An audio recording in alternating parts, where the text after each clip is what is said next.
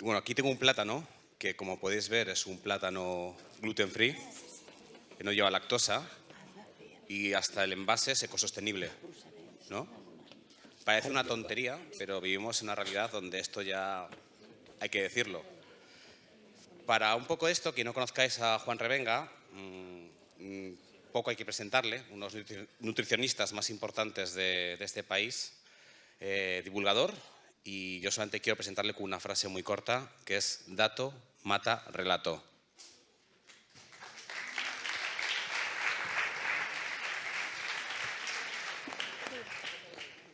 Bueno, muchas gracias, Julián. Eskerrik asko, egunon, buenos días. Antes de nada voy a tomarme 2-3 minutos de mi tiempo para, creo que es haceros un favor y a cambio os pediré que os pueda hacer una foto desde aquí, ¿vale? Eso que os voy a hacer un favor es que lleváis cerca de 2 horas sentados y seguro que agradecéis, a pesar de la bandeja, el poder levantaros. Yo os doy ese permiso y que abracéis a la persona que tengáis a derecha e izquierda, por favor. Hacerlo, hacer sentadillas si os apetece.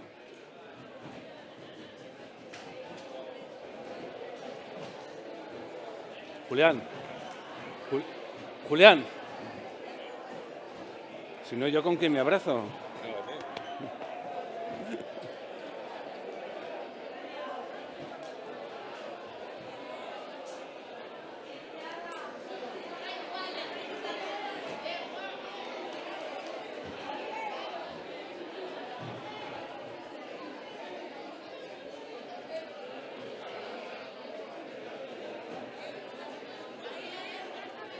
Ya.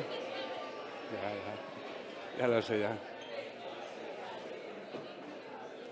Os he dicho 2 minutos, y un abrazo. Y hay gente que se está pasando, ¿vale?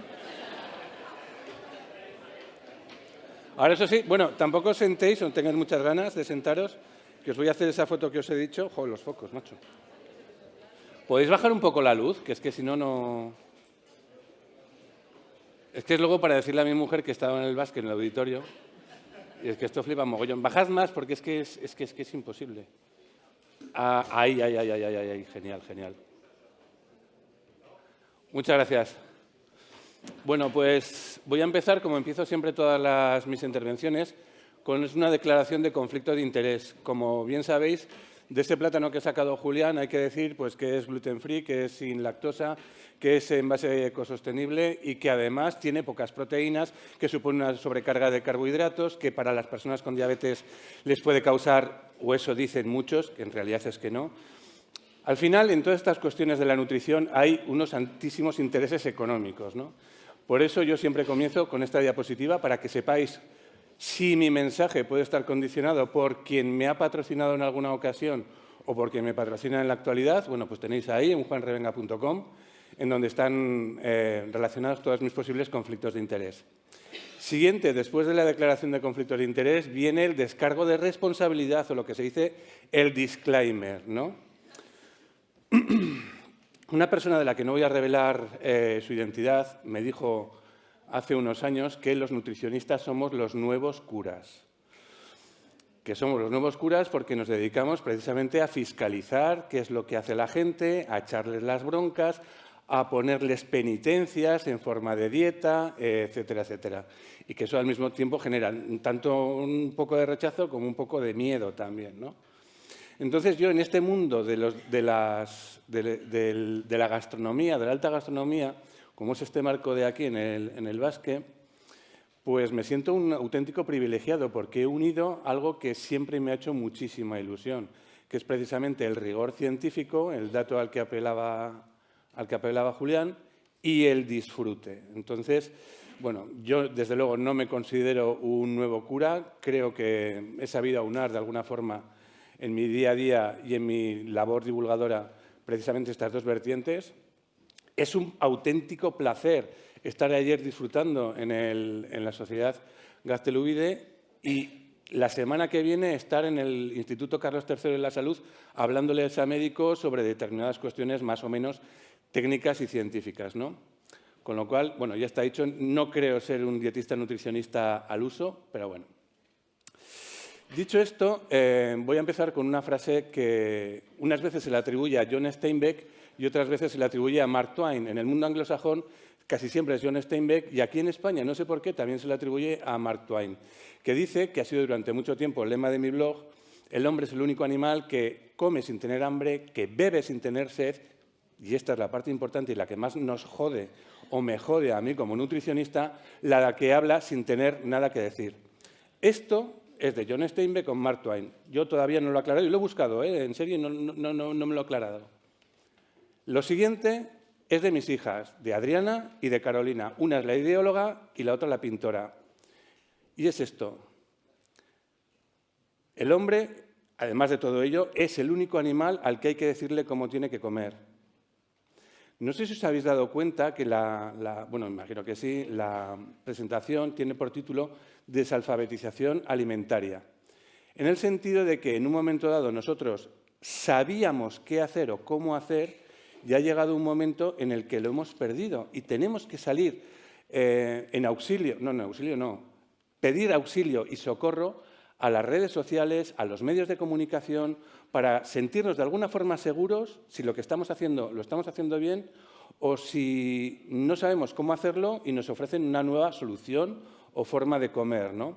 Y aquí tenemos pues, a un león leyendo la tabla nutricional de la gacela para saber pues, cuántas calorías tiene, cuántos ácidos grasos saturados, cuántos hidratos de carbono y todas estas cuestiones. Y al final nos hemos convertido, de verdad os lo digo, en una especie, el ser humano, en el que nos tienen que decir cómo tenemos que comer. Y esto es inaudito. Y esto es inaudito ahora, pero es algo que nunca ha pasado antes. Antes no nos hacía falta. Por cierto, aprovecho para deciros que los dos miedos, yo he puesto dos miedos en la tarjetita para el pañuelo. El primero, en honor de mis abuelos. Y creo que hemos perdido un poco la perspectiva. Voy a hacer una salvedad antes. Creía que esto de diálogos del miedo o diálogos de cocina sobre el miedo iban a estar siempre relacionados con la alimentación. Me llama un poco la atención pues, que si la oscuridad, miedo a lo desconocido, miedo a tal. Bueno, pues yo he puesto, toda la presentación va relacionada con los miedos a cosas del comer y he puesto mis miedos relacionados con el comer. Ese miedo, el primero de todos, ha sido el miedo, en honor a mis abuelos, al hambre que mata. Ayer me levantaba de la cena de la sociedad, Julián, no te sientes que estás aquí implicado, nos disteis fabulosamente, pero me vino a la cabeza una frase de mi abuela que decía, de grandes cenas están las sepulturas llenas. No sé, yo era lo primero que me vino a la cabeza. Pero luego tengo un compañero, un restaurador, no sé si lo conoceréis, Pepe Puyuelo, en Zaragoza, que tenía la Matilde, que dice, sí, pero más llenas están de las pocas cenas. Eso no nos tenemos que olvidar y por eso el miedo al hambre. Y el siguiente miedo que he plasmado en la tarjeta era el miedo a la desinformación, o podría decirlo tranquilamente como miedo a Instagram, miedo a TikTok o miedo a los pinchauvas, tuercebotas o bocamuelles que salen cada 2x3 en estas redes sociales con contenidos de nutrición. Por eso he hablado de desalfabetización alimentaria, como un elemento de que algo que hemos tenido, que hemos conocido, ya no lo tenemos y lo hemos perdido. Y deberíamos de volver a realfabetizarnos. Aunque lo veo un poco complicado, porque las causas, precisamente, de esa desalfabetización alimentaria, la primera de todas, desde mi punto de vista, es la desconexión con las tradiciones. Ya habéis visto la desaparición de los mercados. Me imagino, ¿no? Habréis comprobado en vuestras ciudades que ya no hay los mercados que había cuando vosotros erais jóvenes. Yo ayer me llevé un chasco, o sea, no os podéis ni imaginar. Mi padre es de San Sebastián, yo soy de Pamplona, vivo en Zaragoza. Yo he pasado mucho tiempo en San Sebastián y volviendo de la sociedad al hotel pasé por delante del, no sé cómo se llama, mercado central o mercado de la parte vieja, o cómo se llamaba, porque ya no hay. O sea, me quedé de piedra. ¿Y por qué sucede esto? Porque hemos perdido la conexión con nuestras tradiciones del ir a comprar. Y la gente ya no valora el mercado y el mercado desaparece porque la gente no sabe pedir cuarto y mitad de babilla. O porque si va un jovenzuelo al mostrador, una jovenzuela al mostrador de la carnicería o de la pescadería y ve pedir una serie de cosas, que le dan corte pedir. Es muchísimo más fácil ir al supermercado y coger la bandeja del termosellado y ya está. No se tiene que poner en evidencia, nadie le va a echar la bronca. Si se equivoca, que se equivocará. Si decide cocinar, que habría que verlo, se lo va a comer él. Quiero decir que nadie le va a echar la bronca. Desconexión con nuestras tradiciones a la hora de comprar y a la hora de cocinar. No sé si os habéis dado cuenta, pero hace 40, 50 años, hace una generación, no estoy diciendo 3, ni 4, ni 5, ni 300 años, estoy diciendo hace una generación, en cada hogar en España había una persona que se encargaba de estructurar un menú saludable sin tener cursos en el Basque, en el Cordon Bleu, ni tener la carrera de Nutrición Humana y Dietética o la de Ciencia y Tecnología en los Alimentos. Se llamaban madres y abuelas. Tengo ahí, que me lo he traído y al final no me lo he subido aquí al estrado, el libro de 1080 recetas de Simón Ortega. Más allá de las recetas, que olé, que estupendo, que muy bien, hay un compendio de alimentos de temporada que la mayor parte de la gente no los conoce. Pero incluso, estoy hablando incluso de nutricionistas. Hay una planificación de menús por semanas a lo largo de todo el año que dices, joder, pero si es que esto te lo hace hoy un alumno del grado de Nutrición Humana y Dietética y le pones 10 si te hace esa planificación dietaria, ¿no? Entonces, hemos perdido esa desconexión con la cocina, con la compra, con la preparación, etcétera. Hay otro gran problema, que es el marketing agresivo del cual estamos inmersos. Y, Tony, seguro que estás por ahí, no te veo, no me eches la bronca. El marketing agresivo no me refiero al marketing que hacen los refrescos azucarados, al que hacen los alimentos ultraprocesados, no. Vamos más allá. Vamos a ese marketing agresivo con frases que han conseguido que calen en la sociedad, como, por ejemplo, y la vais a terminar vosotros la frase, ¿vale? El desayuno es la comida. Eso es marketing. No es verdad. No hay ciencia que respalde eso. Es marketing también que haya que hacer 5 comidas al día. De verdad, preguntadle si tenéis esa ocasión a vuestros abuelos, a vuestros antepasados, a vuestros ancestros, hasta donde llegáis, e imaginaros su situación, ya no como españoles, sino en cualquier parte del mundo, cuántas veces se comía, yo no os voy a decir en el siglo III antes de Cristo, os estoy hablando del siglo XVIII, siglo XIX. ¿Cuántas veces se comía a lo largo del día? ¿Una o 2? O ninguna, digo yo por ahí, o ninguna. Pues ese marketing agresivo, y no es agresivo porque todas estas cuestiones de cómo llegan a nosotros está relacionado también con el siguiente punto. Es decir, es un marketing agresivo que siempre ha existido, porque el marketing muchas veces ha sido, o mucho tiempo, o quizá desde siempre, ha sido agresivo, pero es que ahora lo tenemos por todas partes. Lo tenemos precisamente con esa fragmentación del conocimiento que ya no proviene de nuestros antepasados, ya no proviene o no se circunscribe al entorno académico, las universidades, sino que ese conocimiento viene muchas veces a partir de las redes sociales. Oí el otro día una noticia en la radio que decía, no es broma, parece que es broma, pero no es broma. El 50% de los jóvenes se informan a través de TikTok. Y dejaron ahí la noticia y dije yo, y el otro 50% no se informa. Bien, entonces tenemos una fragmentación del conocimiento brutal a través de los medios tradicionales, que también hasta cierto punto se han pervertido muchos de sus contenidos, las redes sociales, evidentemente, incluso los medios académicos, los tradicionales, por así decirlo, últimamente, y desde mi punto de vista, claro, con mi perspectiva, pues, ¿qué voy a decir?, pues están dejando mucho que desear. Y por último tenemos esa era de la desconfianza. Tenemos tantísima información que se ha dado en llamar, ya lo conocéis, la infoxicación alimentaria, es decir, la intoxicación a través de la información, que ya dudamos absolutamente de todo. Y una frase que a mí me repiten muchas veces en redes sociales es poneros de acuerdo, si ni entre vosotros os ponéis de acuerdo. Y digo, a ver, cógete un poquito también de tu responsabilidad, fórmate, ten criterio, mira los argumentos de uno y otro, no dejas que te digamos todo el mundo qué es lo que tienes que hacer. ¿vale? Forma parte también de esa fragmentación del conocimiento. Voy a dar un pasito atrás y cuando voy a volver a ese, los nutricionistas sois los nuevos curas, y cuando digo, lo de curas ya he explicado que en mi caso no lo es, pero lo de nuevo sí. Pese a mis 56 años, soy de las primeras generaciones de dietistas nutricionistas en España. Os recuerdo que en 1998 se generó la ley, el Real Decreto, que permitía la formación universitaria de los diplomados en nutrición humana y dietética. Es decir, somos muy nuevos y que en 2003 la Ley de Ordenación de Profesiones Sanitarias nos dio nuestro lugar y nos reconoció como una profesional sanitaria y que luego ya en la Convergencia Bolonia, en el año 2007, pues bueno, se transformó de diplomatura en grado. Es decir, somos muy, muy nuevos. A diferencia de lo que ha pasado en Italia, en Francia, en Bélgica, en Holanda, en Suecia, en Latinoamérica, en Estados Unidos, donde los dietistas nutricionistas llevan muchísimo tiempo asentados.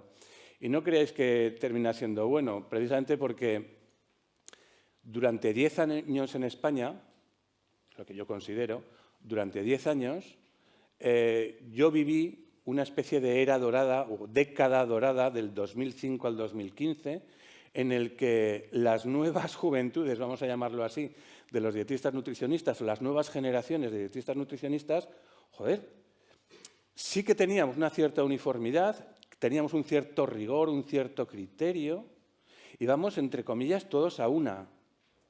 Y yo creo que la gente nos lo agradecía, y yo me sentía muy cómodo. Pero eso no duró mucho. Ya os digo, en torno al año 2015 se hizo buena. Se puso de relieve la naturaleza humana, esta vez representada en una frase de Miguel de Unamuno, que dice en latín, quam natura non dat salamantica non presta, que viene a decir, no sé cómo andáis de latín, que si no te lo ha dado la naturaleza, el pasar por la universidad no va a conseguir cambiarte. Dice la universidad como Salamantica, que es la primera universidad, ¿no? Entonces, ¿qué ocurre? Que si naciste malo o con ausencia de bondad, pasar por la universidad no te va a cambiar, vas a seguir siendo malo.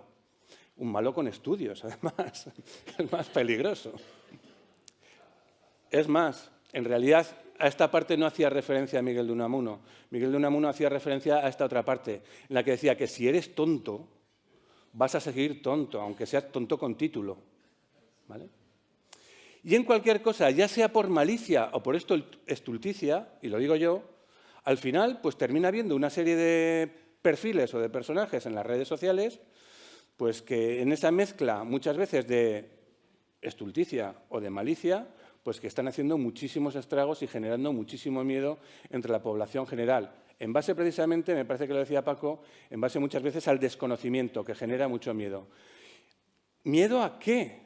A todo, absolutamente a todo. No lo voy a leer, aquí van a salir un chorrocientos términos, algunos muy complicados, pero os puedo asegurar que si hacemos una encuesta, aquí a todo el mundo le sonarán, cuando menos, o sea, no habrá nadie, ninguno de esos términos mejor, que permanezca sin que a alguien le cause miedo. A cada uno de estos elementos se le podría dedicar una presentación entera. Evidentemente no lo voy a hacer. Esto es lo que hemos conseguido a través de las redes sociales y de esa desalfabetización, tener miedo a todas esas cosas que antes no se les tenía miedo. Dicen que cuando el diablo se aburre con el rabo matamoscas. Y decir, terminamos haciendo cosas pues, que no tienen mucho sentido, ¿no? No digo que no haya que tenerles miedo, yo creo que se les ha llevado a una escala demasiado alta. Pero la ciencia como tal, la propia ciencia, los estudios científicos en revistas reputadísimas, ya han puesto esto de relieve, y hace tiempo además. Fijaros este estudio que está nada más y nada menos que publicado en una de las revistas con mayor impacto, el American Journal of Clinical Nutrition, en el que habla precisamente, el título es brutal, está todo, ¿cómo era? Está todo lo que comemos relacionado con el cáncer, y han hecho una revisión sistemática de un libro de cocina norteamericano. ¿Qué es lo que hicieron? Cogieron un libro de un recetario tradicional norteamericano, Bueno, tradicional norteamericano, recetas, no sé yo cómo habría que montarlo, pero bueno. Cogieron, ¿cuántas fueron? 100 recetas al azar y sacaron todos los ingredientes de esas 100 recetas. Y resultó que el 80% de todos esos ingredientes de un libro de recetas norteamericano tradicional estaba relacionado, esos ingredientes, el 80% de los ingredientes, con el cáncer. Y esto no es malo. Lo peor viene a continuación, que de ese 80%, el 78% tenía artículos en la literatura científica tanto a favor como en contra. Es decir, que para un mismo ingrediente había artículos en la literatura científica que lo vinculaba como un elemento protector frente a un elemento de riesgo del cáncer. Esto es un sin Dios. Y esto sí que genera preocupación y genera miedo, ¿no? Os voy a poner un ejemplo. Voy a pedir a mano alzada. Me quedan... Uy, acaba de entrar ahora mismo en el 00. Bueno, vamos allá. Os voy a poner una lista de ingredientes ahora, ¿vale? Quiero que a mano alzada me digáis si se lo daríais a vuestros hijos. Y si no tenéis hijos, a vuestros sobrinos, ¿vale? Os lo leo. Agua, aceites vegetales, azúcares, almidón, caroteno, que es L160, tocoferol, que es L306, riboflavina, que es L101, nicotinamida, ácido pantoténico, ostras, acetaldehído, biotina, ácido fólico, bueno, eso es bueno, ¿no? Lo de ácido fólico suena bien. Ácido ascórbico, que es L3... Bueno, ácido ascórbico tampoco suena tan mal. Ácido palmítico, ácido esteárico... ¿Habéis leído? Levantad la mano los que le daríais esto a vuestros hijos. Vale, vamos a hacer al revés. Levantad los que no se lo daríais a vuestros hijos, levantad la mano hasta el techo. Como os lo quisierais tocar. Gracias. Ha salido lo que me esperaba, lo que sale en todas partes. En todas partes. ¿Sabéis qué es esto?